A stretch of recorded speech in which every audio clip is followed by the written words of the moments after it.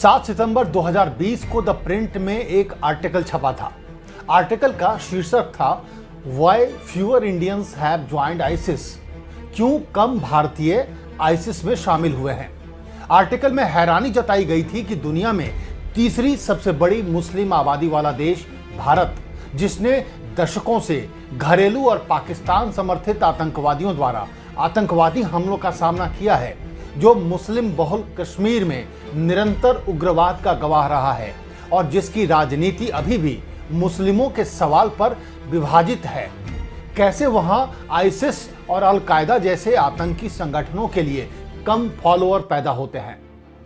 नमस्कार, मैं हूं राकेश और आप देख रहे हैं पॉइंट ऑफ व्यू।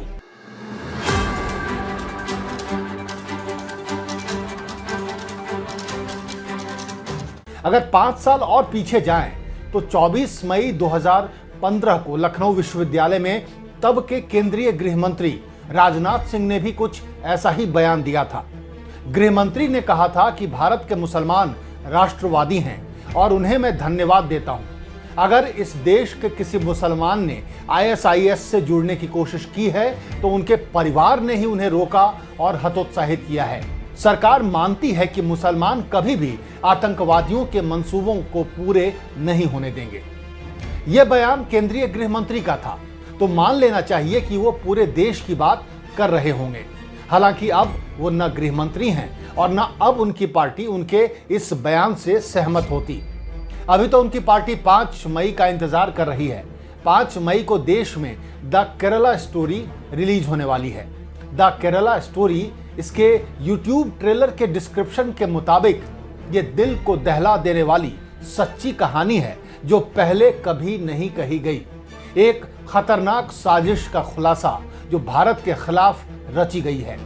केरल की कहानी केरल के विभिन्न हिस्सों की 3 युवा लड़कियों की सच्ची कहानियों का संकलन है। सच्चाई हमें आजादी दिलाएगी।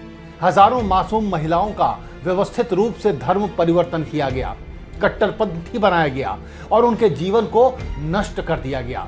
ये कहानी का पक्ष है। वैसे पहले जो इस फिल्म का ट्रेलर रिलीज किया गया था उसमें इसे केरल की 32,000 महिलाओं की दिल दहला देने वाली कहानियां बताया जा रहा था, लेकिन अब इसे केरल के विभिन्न हिस्सों की 3 युवा लड़कियों की सच्ची कहानी कहा जा रहा है। कर्नाटक चुनाव के लिए मतदान से ठीक 5 दिन पहले रिलीज होने वाली इस फिल्म को विपक्ष प्रोपेगेंडा मूवी बता रही है। इसकी रिलीज पर रोक लगाने की मांग को लेकर सुप्रीम कोर्ट का दरवाजा भी खटखटाया गया है। विपक्ष को डर है कि 2019 चुनाव से पहले उरी द सर्जिकल स्ट्राइक और पिछले साल आई कश्मीर फाइल्स की तरह यह फिल्म भी बीजेपी को कर्नाटक चुनाव में फायदा न दे जाए। कर्नाटक में बीजेपी ने हलाल, हिजाब और अब हनुमान सभी मुद्दों को उठा रखा है। कांग्रेस के अपने घोषणा पत्र में पीएफआई की तरह ही बजरंग दल को बैन करने के वादे के बाद तो बीजेपी प्रदेश के मंदिरों में हनुमान चालीसा का पाठ भी करने की योजना बना रही है।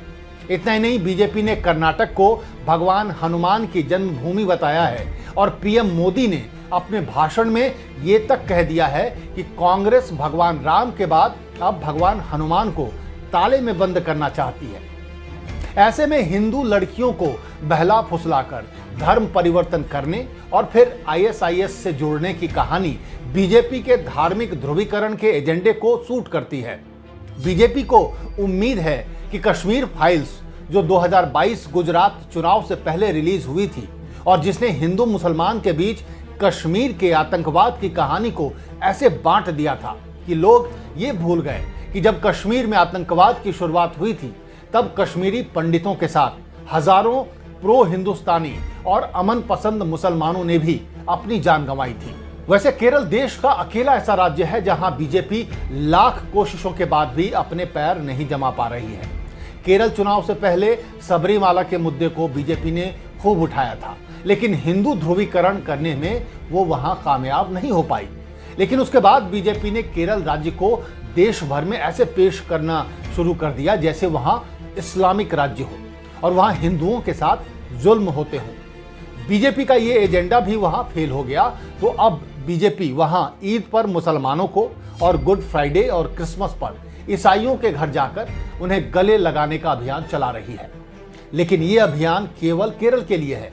केरल के बाहर बीजेपी का हलाल, हिजाब, कब्रिस्तान, दरगाह जिहाद जैसे एजेंडे अभी भी जारी हैं और केरल में सत्तारूढ़ दल सीपीएम और मुख्य विपक्षी Congress film the Kerala story को बीजेपी के इसी एजेंडे का हिस्सा बता रहे हैं। कम्युनिस्ट पार्टी ऑफ इंडिया, मार्क्सवादी, सीपीआई और कांग्रेस ने फिल्म के मेकर्स की आलोचना की है और कहा कि वे संघ परिवार के प्रचार को आगे बढ़ा रहे हैं। लव जिहाद का हव्वा खड़ा कर राज्य को धार्मिक उग्रवाद का केंद्र बनाया जा रहा है। केरल के मुख्यमंत्री पिनराई विजयन ने भी संघ परिवार पर सांप्रदायिकता के जहरीले बीज बोकर राज्य में धार्मिक सद्भाव को नष्ट करने की बात कर रहे हैं। दूसरी ओर बीजेपी ने केरल के सीएम और सत्तारूढ़ सीपीआईएम के रुख को दोहरा मानदंड कहा है। वैसे इस बीच द केरला स्टोरी को central board of film certification यानी सेंसर बोर्ड ने ए सर्टिफिकेट दिया है। इसके साथ ही फिल्म के कई सीन्स पर सेंसर बोर्ड की कैंची भी चल गई है। इंडिया टुडे की रिपोर्ट के मुताबिक फिल्म से केरल के पूर्व मुख्यमंत्री बीएस अच्युतानंदन के एक पूरे इंटरव्यू सहित 10 सीन्स को रिलीज प्रिंट से हटा दिया गया है। यानी ए सर्टिफिकेट देकर फिल्म को कम उम्र के बच्चों की पहुंच से तो सरकार ने ही दूर कर दिया है, बाकी बच गए बड़े लोग। तो देखना दिलचस्प होगा कि उन्हें केरला स्टोरी में क्या देखना ज्यादा पसंद आता है, धर्म परिवर्तन कर आईएसआईएस में शामिल होती लड़कियां या फिर शिक्षा प्राप्त कर अरब देशों में लाखों कमा रही नर्स और डॉक्टर बेटियों की कहानी।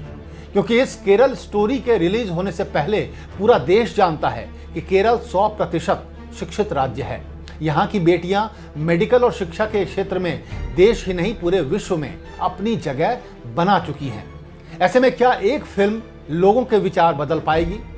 सवाल यह भी है कि कर्नाटक में अगर बीजेपी को इस फिल्म का फायदा मिल भी जाता है तो केरल में फिर वो किस मुंह से मुसलमानों के घर जाएगी? इस मुद्दे पर अपनी राय कमेंट कर हमें जरूर बताएं और चैनल को लाइक और सब्सक्राइब करना ना भूलें। नमस्कार।